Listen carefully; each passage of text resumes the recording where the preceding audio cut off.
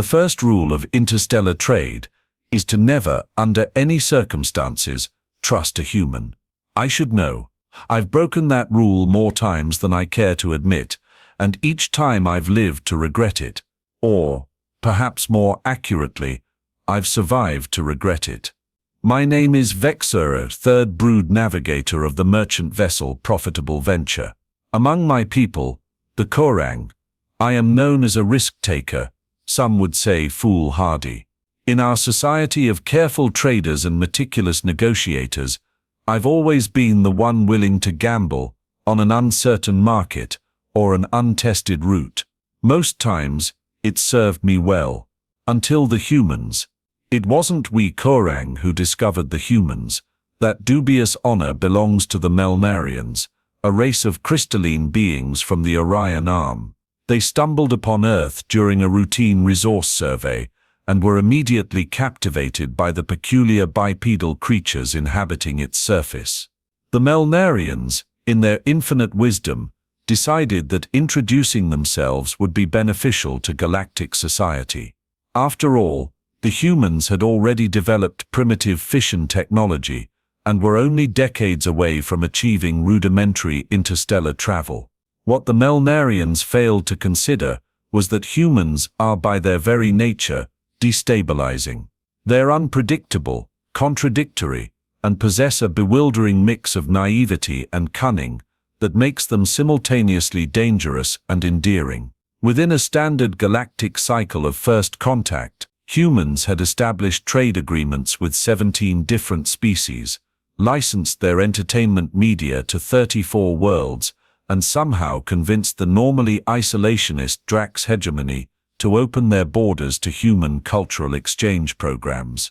The galaxy was abuzz with human fever, and I, ever the opportunist, saw profit on the horizon. I diverted my modest vessel from its scheduled route to the CT markets and plotted a course for Sol. My cargo hold contained an assortment of trinkets from across the galaxy, nothing particularly valuable, but novel enough that I anticipated the humans would pay handsomely for them. My calculations suggested a modest profit margin of 300%, which would be enough to upgrade my ship's outdated jump drive. Upon arrival in the Sol system, I was immediately struck by the chaotic nature of human space traffic. Vessels of all sizes darted about with seemingly little regard for established navigation protocols. After narrowly avoiding a collision with what appeared to be a primitive cargo hauler, I was directed to a docking station orbiting their fourth planet, Mars. The station itself was a hodgepodge of different architectural styles,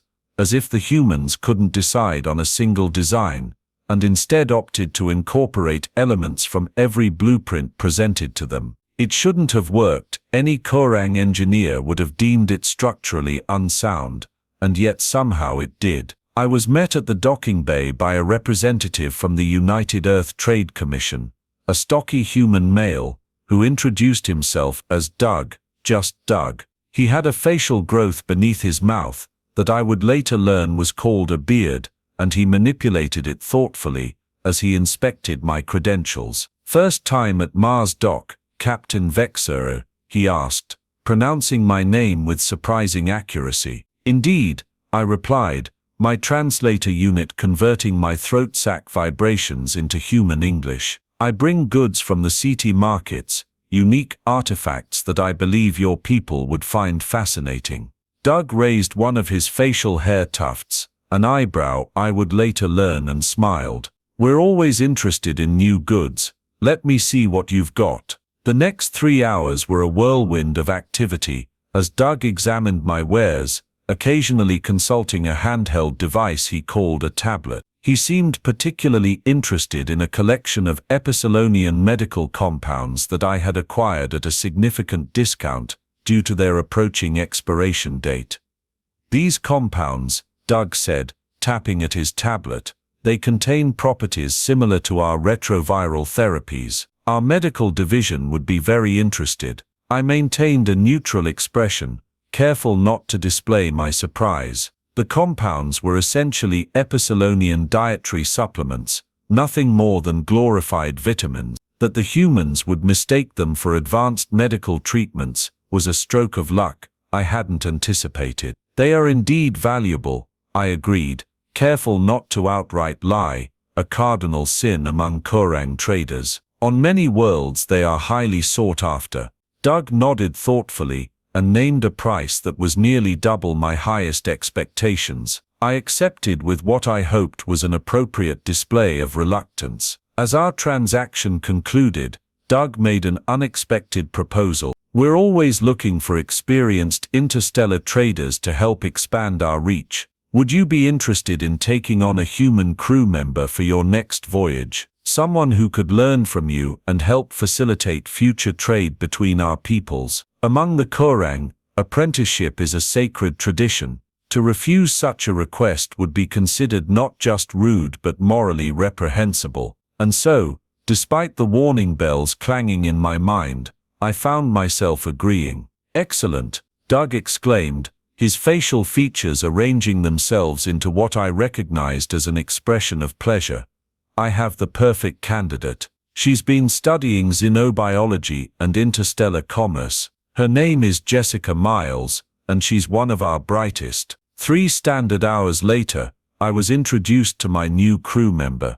Jessica Miles was tall for a human female, with a mane of reddish-brown hair that seemed to defy the station's artificial gravity. Her skin was dotted with small brown marks, freckles, she would inform me later, and her eyes were an unsettling shade of green that reminded me of the toxic marshes on my homeworld. Captain Vexer, she exclaimed, extending one of her upper limbs toward me in what I would learn was a human greeting ritual. It's an absolute honor to join your crew. I've been studying Kurang trade philosophy, and I'm fascinated by your people's approach to interstellar commerce. I reluctantly extended my own appendage, allowing her to grasp it and move it up and down in the customary human manner. Her grip was surprisingly strong, and I noticed calloused patches on her palm that suggested she was accustomed to physical labor, unusual for what I had been led to believe was an academic. The honor is mine, I replied, the diplomatic phrase falling easily from my translator unit. I trust you are prepared for an extended journey. We will be departing for the Tau Ceti system once refueling is complete. Jessica's face arranged itself into what I recognized from my cultural briefings as a grin, a supposedly friendly expression that nevertheless revealed an alarming number of teeth. I've got everything I need right here, she said, patting a small pack slung over her shoulder. I travel light. If only I had recognized the ominous nature of those words. The first few cycles of our journey passed without incident. Jessica proved to be an attentive student, absorbing information about interstellar trading protocols and navigation with an eagerness that was almost endearing. She was also, I discovered, possessed of a peculiar human trait they call humor, a tendency to find amusement in the most baffling situations. For instance, when our ship's water recycler malfunctioned, flooding the lower deck with 3 centimeters of reclaimed water, Jessica laughed uproariously as we waded through the mess. Looks like we're having a pool party, Captain, she declared, splashing about like a juvenile Kurang during mating season. It was aboard my vessel that I first encountered the human obsession with physical contact. Jessica was what she termed a hugger, a concept that filled me with existential dread. Kurang are not tactile beings. Our sensitive throat sacs and delicate facial ridges make physical contact uncomfortable at best and painful at worst. Yet Jessica seemed determined to wrap her limbs around me at every opportunity.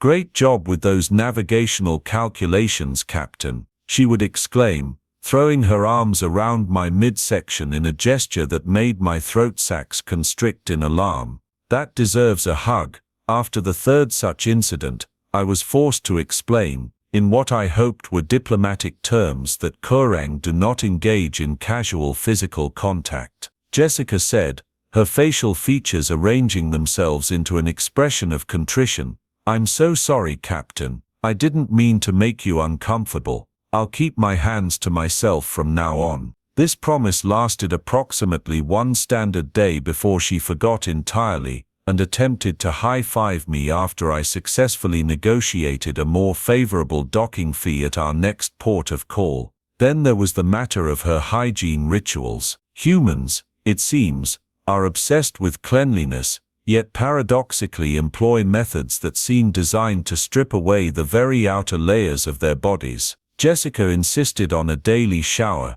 a process that involved standing beneath a spray of water, precious water, and scrubbing herself with chemical compounds that produced an overpowering artificial scent. "It's just soap, Captain," she explained when I questioned the necessity of this wasteful practice. "If I don't wash regularly, I start to smell bad. Trust me, you wouldn't like that." Given that my olfactory senses are considerably more sensitive than a human's, I reluctantly conceded the point. But perhaps the most perplexing aspect of sharing my vessel with a human was their incomprehensible manner of speech. It wasn't just that Jessica employed idioms that defied literal translation, though there were plenty of those. It was that humans seemed to communicate as much through what they didn't say as what they did. "How are you finding the accommodations?" I asked her on the 5th cycle of our journey. "Oh, you know, it's cozy," she replied with a shrug.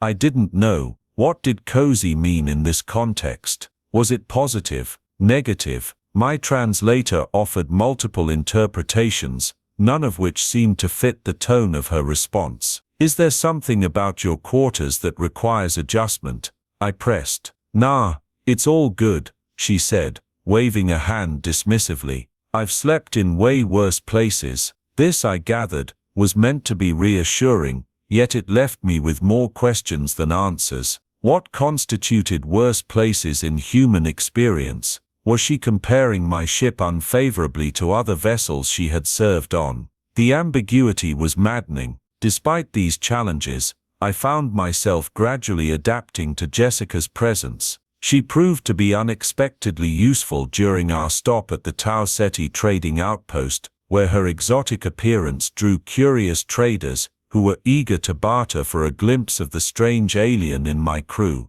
I would never have exploited such an advantage intentionally. It would be unseemly for a Kurang of my standing. But Jessica seemed to relish the attention and used it to our mutual benefit. "These folks have never seen a human before, have they?" she whispered to me as we left yet another successful negotiation, our cargo hold now filled with rare minerals that would fetch a premium in the Epsilon sector. "You are something of a novelty," I admitted, though I would caution against becoming too accustomed to such attention. "Novelty fades quickly in the galaxy." Jessica laughed, a sound I had come to recognize as indicating genuine amusement rather than derision. "Don't worry, Captain. I'm not going to let fame go to my head.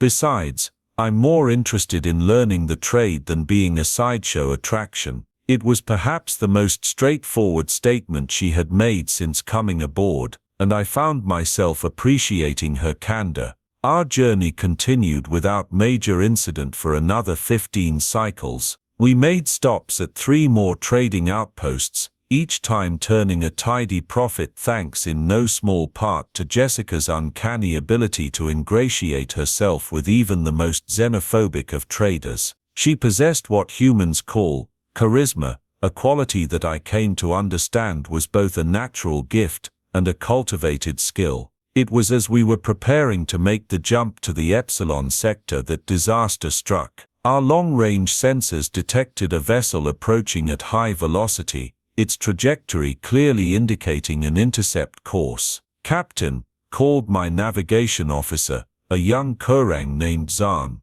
"The approaching vessel is not responding to hails and appears to be of Noodlian design."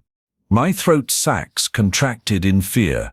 The Noodlians were notorious throughout the galaxy as merciless pirates and slavers. In recent years, diplomatic efforts had been made to integrate them into civilized society. But rogue elements still prowled the less traveled routes, preying on vulnerable merchant vessels. "Evasive maneuvers," I ordered, activating the ship's emergency protocols.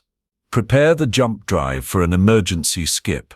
Zahn manipulated the controls with admirable speed, but it was already too late. A blinding flash of energy erupted from the Noodlian vessel, striking our engine compartment with devastating accuracy. The ship lurched violently, sending me sprawling across the bridge. Direct hit to the main propulsion system, Zahn reported, his voice steady despite the circumstances. Jump drive is offline. Conventional engines at 30% capacity. Attempt to outrun them, I instructed, though I knew it was futile. With our engines damaged, we were easy prey. Captain, Jessica's voice came over the internal comm system. What's happening? Pirates, I replied grimly. Noodlians, they've disabled our engines. There was a moment of silence before Jessica responded. I'm in the engineering bay. Maybe I can help get the jump drive back online. Negative, I said firmly. The engineering bay is too close to the damaged section. Report to the bridge immediately. We must prepare for boarding. With all due respect, Captain, Jessica said, her voice taking on a quality I hadn't heard before, a kind of steel beneath the usual warmth. I think I might be able to fix this. I've got some experience with propulsion systems. Before I could object further, she had cut the communication link. I considered sending Zahn to retrieve her, but we had more pressing concerns. The Noodlian vessel was now close enough that I could see its docking mechanism extending toward us, a grotesque appendage designed to forcibly breach our hull. All crew to the bridge, I ordered through the ship-wide communication system. Prepare for boarding. Do not resist. It was the standard protocol for merchant vessels faced with Noodlian pirates.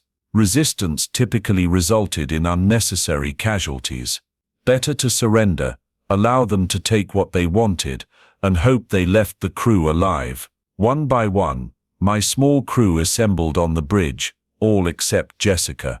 As the Noodlian vessel made contact with our hull, the resulting shudder reverberated through the ship like a death knell. Captain, Zahn said, his voice barely above a whisper, what about the human? I felt a pang of guilt. I had brought Jessica onto my ship, promising her an educational journey, and now she was likely to end up a slave in some Noodlian mining colony. It was a fate I wouldn't wish on my worst enemy. We must hope the Noodlians show mercy, I said, though I knew such hope was irrational. Noodlians were not known for mercy. As if to punctuate my thoughts, a violent explosion rocked the ship, followed by the unmistakable sound of blaster fire. The Noodlians had breached our hull. Remain calm, I instructed my crew, who had huddled together in the center of the bridge. Remember your training, offer no resistance.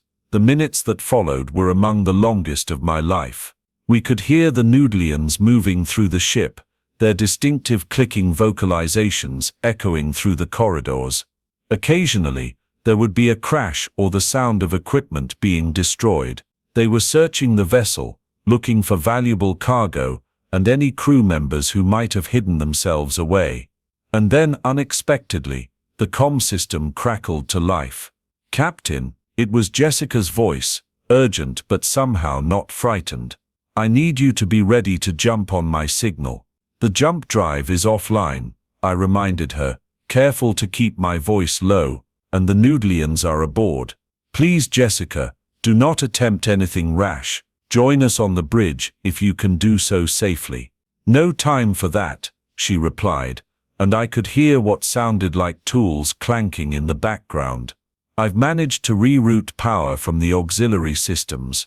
We should have enough for one jump, but it's going to be rough. I checked the engineering display, surprised to find that she was correct. The jump drive was showing as partially operational, though the power levels were dangerously unstable. Jessica, I said, my voice lowering, we cannot jump while the Noodlian vessel is attached to ours. The stress would tear both ships apart. There was a moment of silence before Jessica responded, and when she did, there was an unsettling note of determination in her voice. Leave that to me, Captain. Just be ready to jump when I give the word. Before I could argue further, The comm went silent. I exchanged worried glances with Zahn, who had been monitoring the exchange with growing alarm. "Captain," he said hesitantly, "what is the human planning?" "I don't know," I admitted, "but I fear it may be something dangerously heroic." Moments later, a series of explosions rocked the ship, each one more violent than the last. The bridge displays flickered, then stabilized, showing multiple hull breaches in the engineering section. "Captain," Jessica's voice came through the comm again, now breathless and strained. "The Noodlians are retreating to their ship. Get ready to jump." "Jessica," I said urgently, "what have you done?" "Created a little incentive for our guests to leave," she replied, and I could hear what sounded like labored breathing. "I've set the reactor to overload. They think the whole ship is about to blow, but that would kill us all," I exclaimed. "It's just a simulation," she assured me, though I detected a note of something that might have been deception in her voice. "But they don't know that. They're disengaging now. Be ready to jump." True to her word, the ship shuddered as the Noodlian vessel detached from our hull. The moment it did, Jessica's voice came through once more, strained but triumphant. "Now, Captain, jump now." Without hesitation, I activated the jump drive. The familiar sensation of reality folding around us enveloped the bridge, and then we were away, hurtling through subspace toward the nearest safe harbor, a small trading outpost in the Beta Hydri system. As the jump stabilized and the ship settled into its new trajectory, I turned to the comm system. "Jessica, report to the bridge immediately, and well done." There was no response. "Jessica," I repeated, a knot of dread forming in my gut. "Engineering, respond." Silence. I activated the internal sensors, scanning for life forms. The ship registered only Kerrang biosignatures, no humans. "Zahn," I said, my voice barely a whisper, "scan the engineering bay." Zahn's fingers flew over the controls, and after a moment, he looked up at me with all four eyes wide with shock. "Captain, the engineering bay is gone. There's a massive hull breach where it used to be, and the reactor, it shows signs of having been tampered with." The overload wasn't a simulation. The revelation hit me like a physical blow. Jessica hadn't created a simulation to scare off the Noodlians. She had actually set our reactor to overload, knowing it would destroy a significant portion of the ship, and herself along with it. She must have been in the engineering bay when it breached. Zahn continued, his voice hollow with disbelief. "There's no way she could have survived." I sank into my command chair, the full weight of what had happened bearing down on me. Jessica Miles, the human who had become an unexpected asset to my crew, had sacrificed herself to save us all. She had lied to me, not about the reactor overload, but about her own intentions. She had never planned to join us on the bridge. She had known all along that her plan would require someone to stay behind. It was several moments before I trusted myself to speak. When I did, my voice was steady despite the turmoil I felt. "Set course for the outpost. We will need significant repairs." "And the human?" Zahn asked quietly. I closed my eyes briefly, allowing myself a moment of grief. "We will honor her according to human tradition. Once we reach the outpost, she saved us all." The journey to the Beta Hydri outpost was somber. My crew went about their duties with subdued efficiency, each of them processing in their own way the sacrifice that had been made on their behalf. As for me, I retreated into the solitude of my quarters, trying to reconcile the Jessica Miles I had known, the one who laughed too loudly, hugged too freely, and spoke in riddles, with the one who had unhesitatingly given her life for a crew of aliens she had known for less than a standard cycle. It was not until we reached the outpost and began the process of repairing our vessel that I discovered Jessica's final message. It was encoded in the ship's personal log,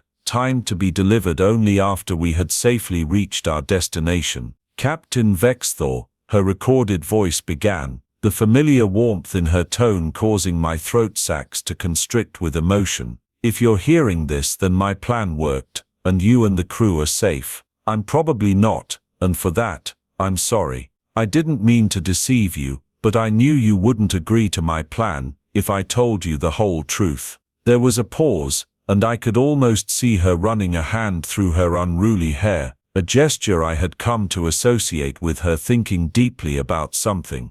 "I want you to know that serving on your ship has been one of the greatest experiences of my life," she continued. "I've learned so much from you and the rest of the crew, about trade, about navigation, but most importantly, about what it means to be part of something bigger than myself." Another pause, longer this time.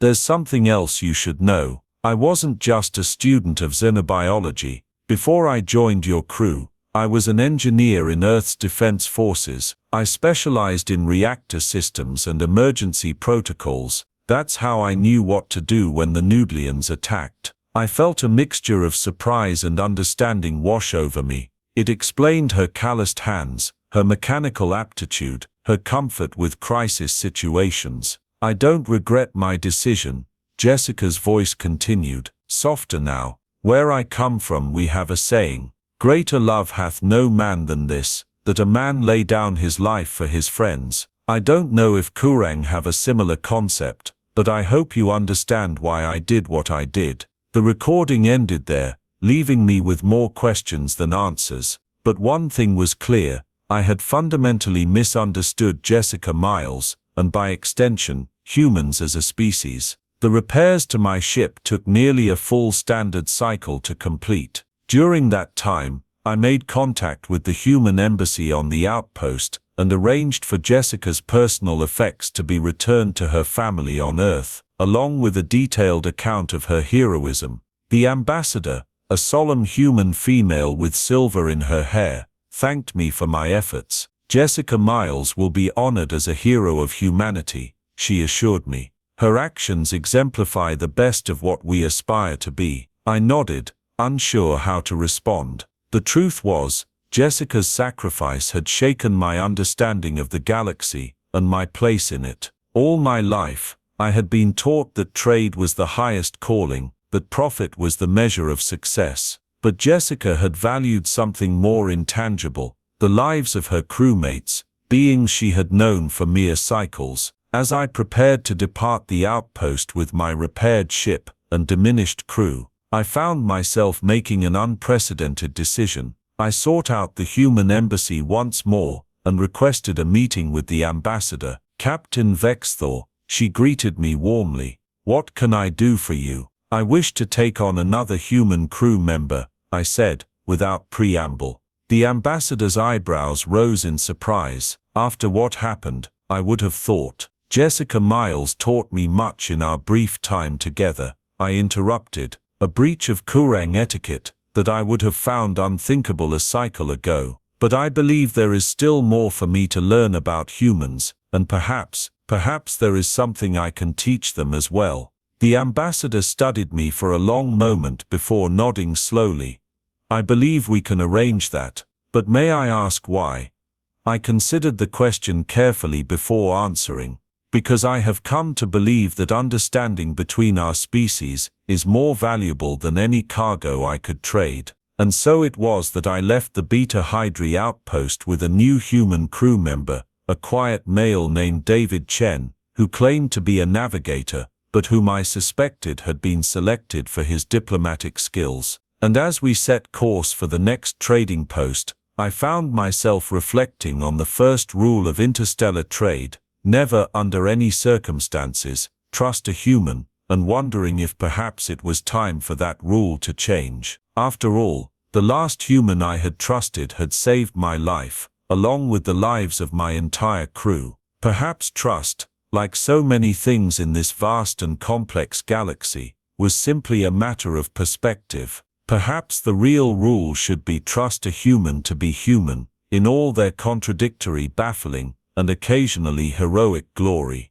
It was a rule I could live with, and one I have strived to live by every time I have to deal with one of those fascinating primates.